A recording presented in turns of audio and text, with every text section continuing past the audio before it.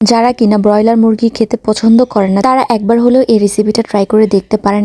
Guess তারা হাত চেটেপুটে খাবে। আসসালামু আলাইকুম, কেমন আছেন সবাই? আশা করছি সবাই ভালো আছেন। আপনার ঘরে থাকা কয়েকটা উপকরণ দিয়ে এভাবে চিকেনটা রান্না করে ফেলতে পারবেন। প্রথমে আমি শুকনো মরিচ বেটে নিয়েছিলাম, তারপর কিশমিশ আর বাদাম বেটেছিলাম। এরপর আমি দারচিনি আর এলাচটা পরিমাণ মতো বেটে নিয়েছি। অবশ্যই আপনারা এলাচটা একটু বেশি দিবেন, দারচিনি অল্প করে দিবেন, তাহলে ফ্লেভারটা ভালো আসবে। তো এই কয়েকটা মশলা আমি বেটে নিয়েছিলাম। এর মধ্যে আমি এখন এক টুকরো লেবুর রস দিয়ে দিব। এরপর ভালোভাবে ধুয়ে রাখা মাংসগুলোর মধ্যে আমি মশলাগুলো দিয়ে দিব। তো মশলাগুলো দেওয়ার পরে আমি এখানে এখন তেজপাতা দিয়ে দিলাম একটা। এরপর দিয়ে দিলাম মিক্সড করা হলুদ গুঁড়া, মরিচ গুঁড়া। এরপর দিয়ে দিলাম ধনে গুঁড়া। আমি সবকিছু পরিমাণ মতো দিয়েছি, মানে আন্দাজ করে দিয়েছি। আপনারাও যে যতটুকু খেতে পছন্দ করেন সেভাবেই দিবেন।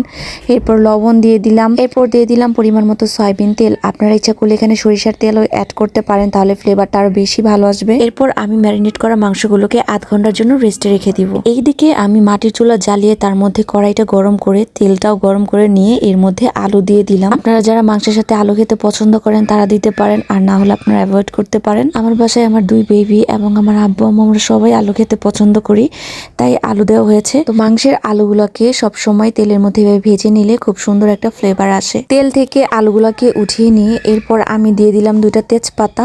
এরপরে পেঁয়াজগুলো ছেড়ে দিলাম, আর পেঁয়াজগুলো এখন আমি একেবারে ব্রাউন ভাবে ভেজে নিব। পেঁয়াজগুলো যখন ভাজা হয়ে যাবে তখন আমি এর মধ্যে ম্যারিনেশন করা মাংসগুলো দিয়ে দিব। এরপর পেঁয়াজের বেরেস্তার সাথে মাংসগুলোকে ওপর নিচ করে ভালোভাবে নাড়াচাড়া করতে হবে। এরপর সময় নিয়ে খুব ভালোভাবে মাংসগুলোকে কষিয়ে নিতে হবে। মাঝে মাঝে অবশ্যই আপনাকে ঢাকনা দিয়ে মাংসটা ঢেকে দিতে হবে। এরপর আবার নাড়াচাড়া করতে হবে। তো এরকম করতে করতে মাংসটা থেকে যখন তেল ছেড়ে দিবে তখন বুঝতে পারবেন যে আপনার কষানোটা পারফেক্ট হয়েছে। এরপরে ভেজে রাখা আলুগুলো দিয়ে দিতে হবে। মাংসটা যেহেতু আমি খুব ঝোল রাখবো না, তাই পরিমাণ মতোই পানি দিয়েছি। তো এরপরে আমি কয়েকটা কাঁচামরিচও অ্যাড করে দিয়েছিলাম, তো সেটা ভিডিও করতে পারিনি। তো আপনারাও চেষ্টা করবেন যে রান্নার শেষ পর্যায়ে কাঁচামরিচটা দিতে, তাহলে কাঁচামরিচের ফ্লেভারটা খুব সুন্দর আসবে।